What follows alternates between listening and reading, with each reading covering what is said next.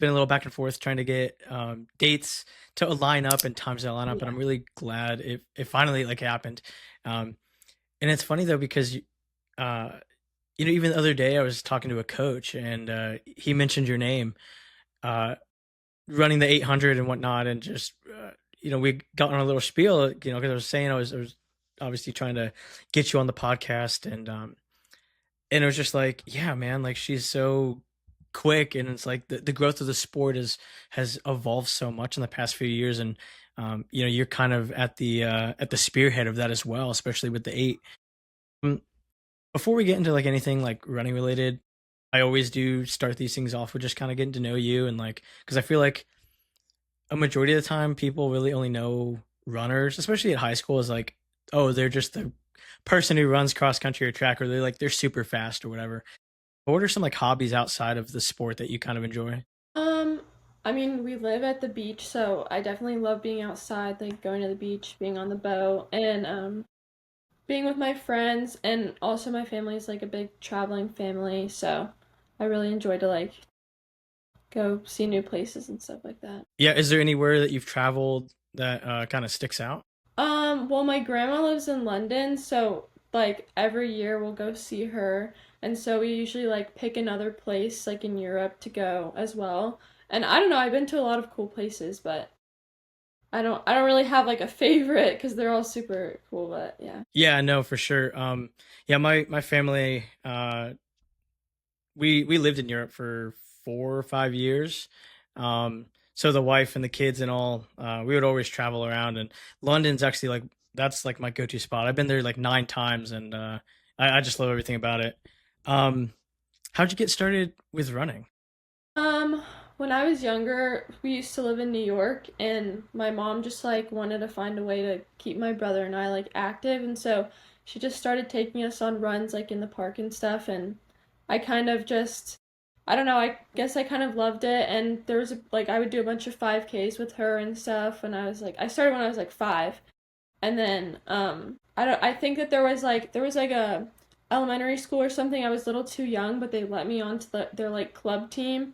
And then I just like started doing meets and stuff. And then when we moved here, I like just kept on. There's like a local track like club, so I don't know. I just fell in love with it when I was younger and kept doing it. Kept doing it. No, that's cool. Like I always tell people all the time, it's like I think everybody just has like a unique way of getting into the sport, and um, through the ups and the downs, even just sticking with it is always it's always like a love hate relationship uh, with running, because it's so easy to just stop, or just to quit and give up, and like pushing through the hard times, rough times, and whatnot. I've had my fair share of it for sure over the years. So I want to talk about cross country 24. That season alone is something. Even going back to 23. So obviously PR of 1810 and 23, and you came back in 1836 from last year, but competitive. Obviously really competitive. Cross country is one of those tricky sports where I feel like everybody kind of searching for a PR, but at the same time too, it's like it all depends on the course, the race day. Like you could go to McAlpine or Wake Med, or somewhere fast, and it could just be downpouring, and it's like, well, okay, today's not the day we're going to PR, even though it is kind of known for PR courses.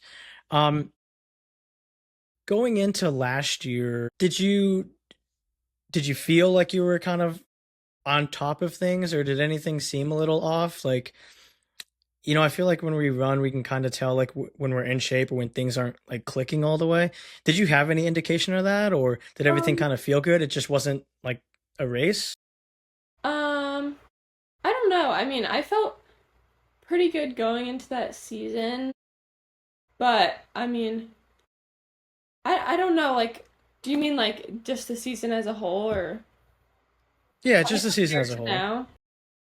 Yeah. Um, I mean, I felt pretty good going into it. I did a lot of summer training and stuff, so I felt prepared for it, but I always kind of knew that it was like I like cross country because it keeps me in shape really well. for track season. And so I kind of like last season knew that I was leaning more towards track, but I mean, I still worked really hard in cross country and like did my best. And I don't know if that really answers the question. Oh yeah, no, for sure. So my senior year, I I trained hard. I probably the best training I've ever had in the summertime. And I didn't PR. I didn't PR the whole season. And like, you kind of go back and you scratch your head and it's like, okay, like what did I do right and what did I do wrong? And then, you take that into like the next season. And I had a pretty good track season, but I learned a lot from just like from not PRing, and obviously that's what happened with you. But obviously you got second at states. Like that's still a great finish. And arguably, obviously you would be the number one returner in that classification. But yeah, that's kind of where I go with it, because it's like I feel you can just learn a lot from it, and obviously like your track stats are just as good as well. And that's obviously what I really want to touch up on later. Um, but yeah, just like the lessons kind of going into a season, like because I also think too, training for track season it's similar to cross country, but it's also different. Yeah. But did you learn, I guess, anything as far as like your training, or are you like kind of keeping with some of the same training that you've done in cross country into track season, or is it a bit different? I mean, I'm kind of doing the same thing, like making sure I get in a lot of like cross training as well because I know like when you're training, like I remember last summer, like you have to train for a while for cross country to kind of get back into it cuz and it's not easy because during the summer it's hot and it's definitely like just as much of a mental challenge, but I feel like the biggest thing that I've learned is definitely like strength and cross training and I'm definitely carrying that into like track or whatever I do, like making sure I do that like because feeling strong and like being fit to me is just as important as like getting in your miles. Yeah, no, that's true.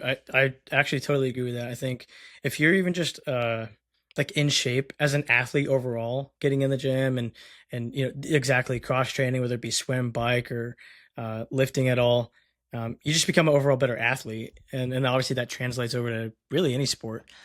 Um, I am curious of this question because I feel like everybody has an answer, but I'm just curious on it.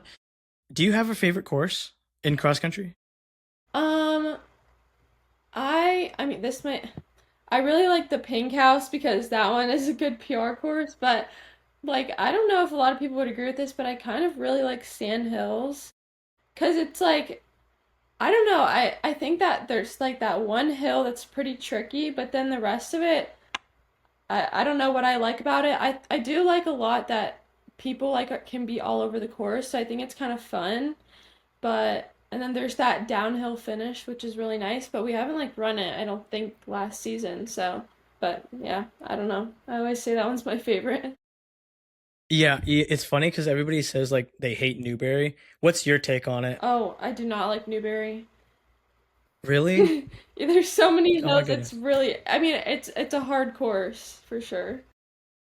Yeah, it's funny because I promise you, if I could get just like uh, a complication of like every single runner on this podcast that has said like they hate Newberry and just send it to the league, like it would be insane. Like they would probably have to change it because I don't think I've had a single athlete say. Actually, I've had one athlete say, and he PR'd on the course. I don't know how, but um, everybody has said they hate Newberry. So that's like, I guess, just the going question for forever. Everybody hates Newberry. That should go on a T-shirt, don't you think? Yeah. We all hate Newberry or Yes. something. Yeah, we'll coin that together. Um, no, that's funny too. Have you ran out of state, like North Carolina, or I know some guys go to like Virginia at all, or Um, oops. Sorry, my camera is like being funny. Um, I did like one cross country race at postseason last season in North Carolina, and then I've done a couple like I did an indoor track meet last I think it was like January in North Carolina, and then I've done a couple like I did I think two meets postseason in North Carolina after track this past track season. where did you run? Did you run it like the Foot Locker course, or what course in North Carolina? For cross country, I can I remember? It might have been Foot Locker. I'm blanking on which one Oh I no, ran, you're good. No, you're but good. You're good. You're good. You're good.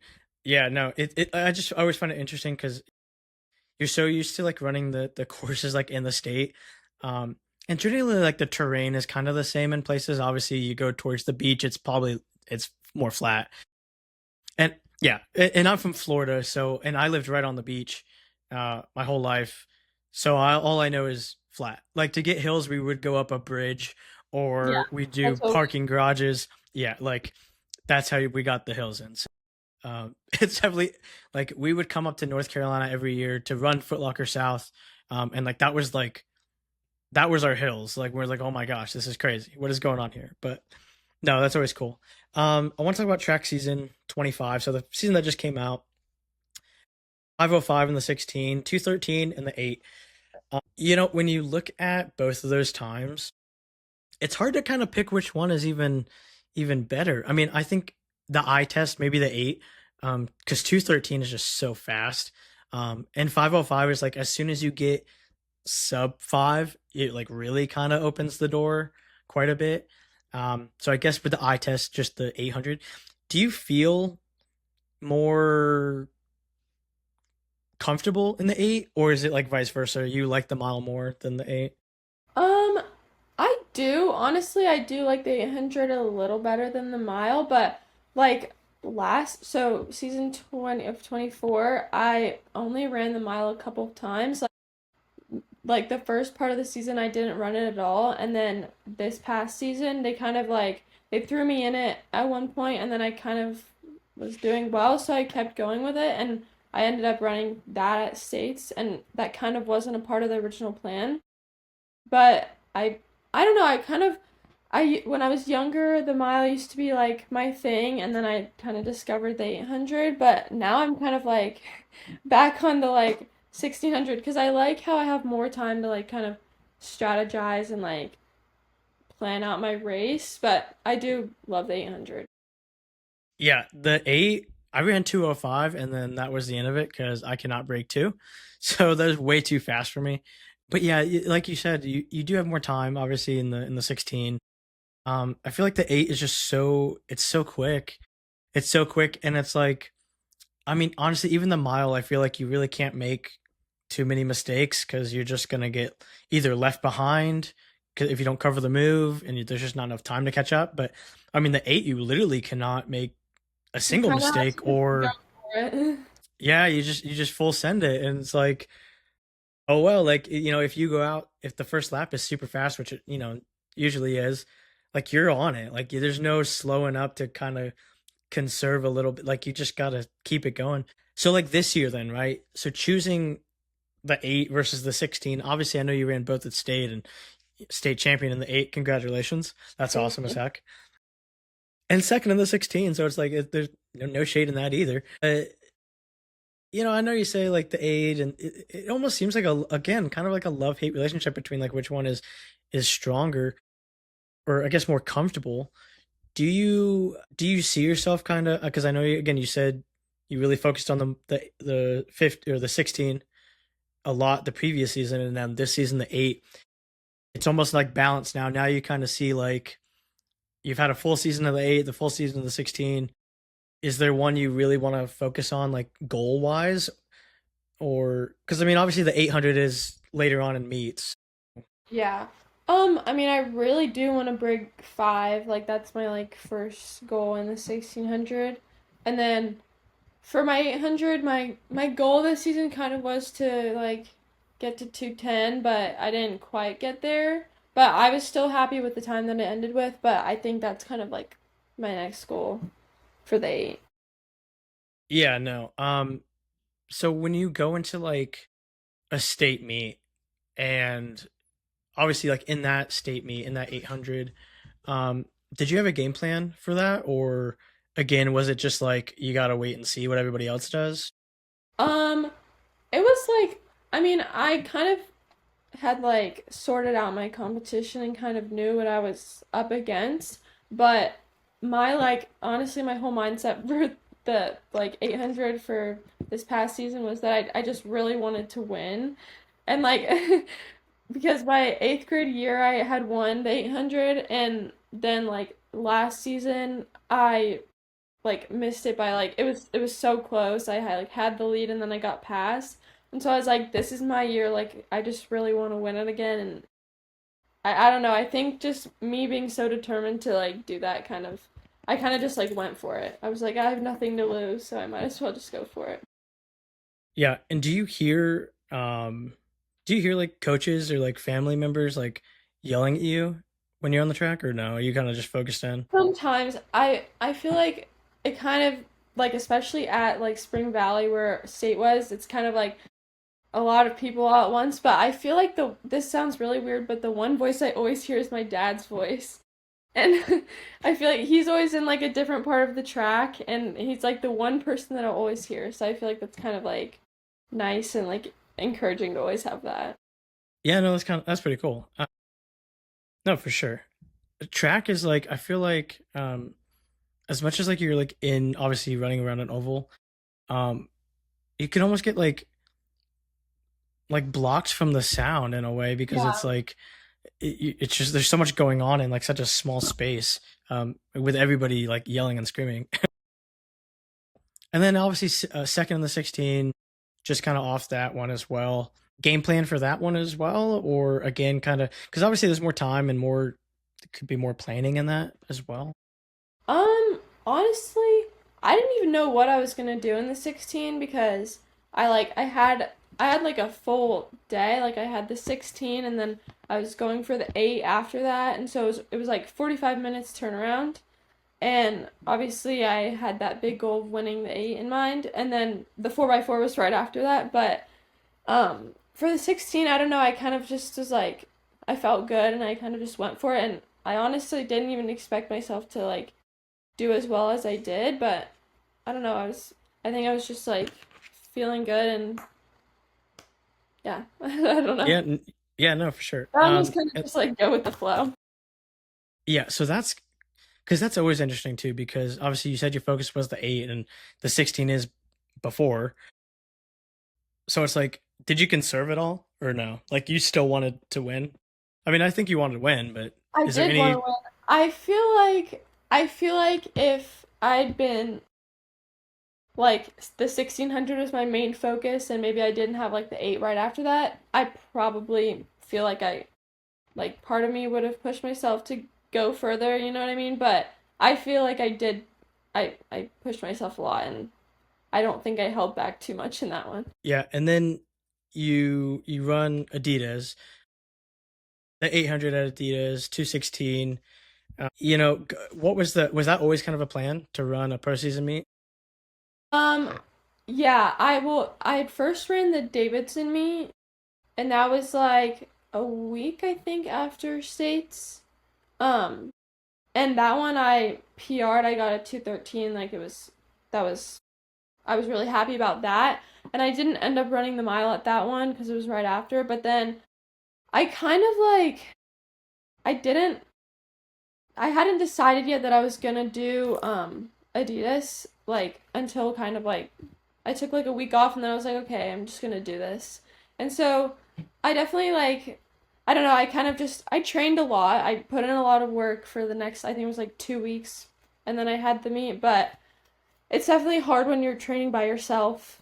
I had a couple coaches helping me, but it had been a long season, so I don't know. I ran a good, or I mean, I think I PR'd in the 1600 at the Adidas meet, but the 800 I kind of just, I mean, I was happy with it, but it obviously I was kind of like, this is the last meet I'm doing for the season.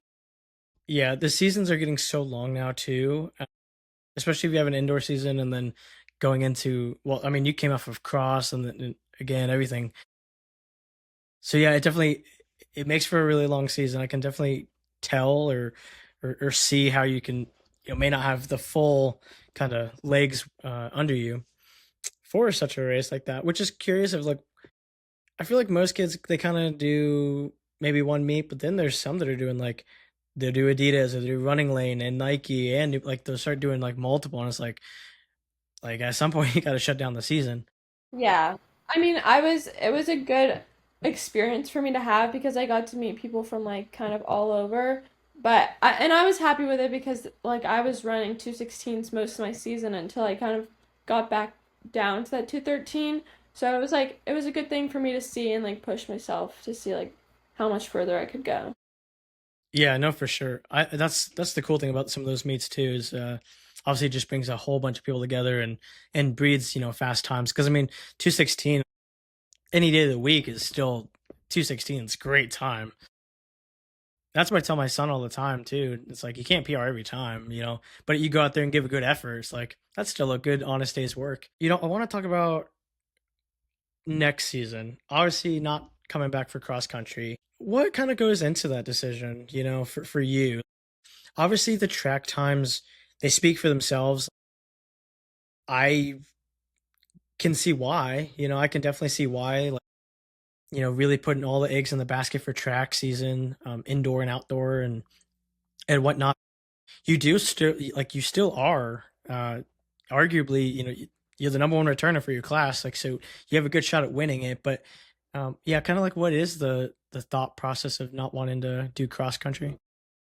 Um, I mean, I put a lot of thought into it, and it's not like this feeling of like not really wanting to do it as kind of popped up like last season a little bit too, but I just for me like I like when I do things I like to put like 100% of my effort into it and I like my heart to be in it too and like it was a really hard decision to like actually say it out loud that I didn't want to do it, but I just felt like if I didn't want to put myself on a team where I knew I wasn't like fully into it and didn't want to let down those like my teammates and my coach and also I was just kind of like I don't I don't want to put myself in something that I know I don't enjoy because running for me has been like a part of my life for so long and I don't want it to be something that like I dread. So, it was kind of just like a lot of different aspects, but at the end of the day, I feel like that was just the decision I had to make for myself. No, that's cool, and that's obviously a really mature decision too, um, because not many people would do it, or even have the courage to like come out and be like, yeah, you know what, like just cross is just not my thing right now. I don't want to do it right now, which is totally normal, because it is. It's a Really tough. long, Yeah. yeah, it really is. It's a long hours running and miles and whatnot, and totally get it. But that's why I say too, it's like your track times and whatnot. I mean, hey, they're great. Like, why not? Why not focus everything on track and get Yeah. the sub 210 and the 8 and get the sub 5 in the mile? So I guess like right now, um, obviously I'm assuming you took a break after Adidas. What are you training for right now? Are you training right now for indoor season, or are we still kind of on a hiatus? I I got back from Europe like a week and a half ago, so I kind of have been like figuring out like my schedule and like getting back on working out and stuff and like figuring out the school year because it's a busy year, but um I wanted to do so in South Carolina, there's not usually any like of the indoor meets because there's not very many indoor tracks. But I wanted to do like a club at my school, so it was kind of for like the athletes that wanted to do indoor because you can't like have it attached like to the school. It has to be like a club through the school. It's a bunch of confusing rules, but I still wanted like a leadership role and like to be involved, and so I kind of thought like starting this club and then like training with my teammates and we can go do like meets in North Carolina and stuff, that would be like a good way for me to still like be involved and be a leader, but also like do indoor, which is something that I really wanted to do because when I was younger, like in New York, we had indoor track, but here we don't have it. So I was kind of, I don't know, I that was just something that I've been wanting to do, and I was like, this is the perfect opportunity for me to kind of start something like. Yeah, no, that's like super cool. And it's funny that you mentioned just there are so many rules that are just so confusing. Yeah. I have learned that myself with South Carolina, North Carolina, um, like literally reading into the rule book and like because clubs are really interesting too because it's like anybody can make a club and then you call yourself a running club, but and then you're okay with the league, but then there's like other technicalities where it's like unattached runners and whatnot, and it's like, well, okay, what if I just call myself a club or even a one man club? Then what happens? So it's always funny, it's always interesting. But no, that's really cool. How have you kind of have you like broadcasted this to like your teammates? Like, do you have a group so far that's kind of like on board with you or not yet? Yeah, I've been talking to like one of my coaches about it because he kind of like figured out how to do the whole club thing, I guess talking to other coaches in South Carolina. And I have a couple of teammates that have already like talked about the idea with, and they've all been kind of on board with it. And I just like now that we have school starting in like 2 weeks, so when that starts I can kind of like begin doing more stuff with it because everyone will be back together. It's kind of hard during the summer, but um yeah, that's as far as we've kind of gone. Yeah, no, well, yeah, for sure. Obviously, getting in front of people face to face is a lot easier versus not. So indoor track, okay, and then you're gonna run for your school for outdoor, I'm assuming, or okay, okay. Well, that works. I mean, that's the thing, and that's again the cool thing about it. Is that you're still involved in the sport. It's not like you just stepped away and you're gone forever now. Because like I said, like I was talking to a coach 2 days ago. We literally talked about you, and he just praised you of like dude, she's crazy fast and really a great person. I was like, well, I'm gonna interview her. But no, seriously, that's really cool, and I think it's a testament to you to kind of to understand that. I was talking to another guy the other day, and well, a couple weeks ago, but there's a lot of like decisions that kind of go involved in the sport of running, and listening to you and you talk about it, and your decision to start this indoor club again, not just saying bye to cross country, but start an indoor club and get kind of a movement behind it. I think that's all it takes is you get one or two of your friends to tag along, and then who knows what it becomes. So it's kind of like this channel, like all it takes is one race to record, and then it just kind of evolves into something more. So definitely applaud you for that and whatnot. Yeah, honestly, wish you the best of luck. Thank you. Yeah, no, for sure. I'm gonna be definitely keeping an eye. I want to see the 210, 209, and then definitely sub 5. I know they're like kind of. I wouldn't even say they're out there goals because like you're so close, and honestly, it's just kind I of know time. it's just But they're hard like barriers to break, but yeah, they are hard barriers to break. And that's the crazy thing too. There's like once you do it though, it's like you know how to do it. It's like the first time breaking like 510 or something, or even 220. Like once you do it, you kind of just know how to do it. for But sure. yeah, seriously though, thank you again for coming on, and Thank you so much. definitely, yeah, no, definitely. Gonna have an eye for the indoor track season again. I mean, obviously there's not much going on in South Carolina for it, but you starting that, we'll definitely keep an eye on, and hopefully we'll reach back out to you and see how the whole thing is going. Yeah, of course. Thank you so much.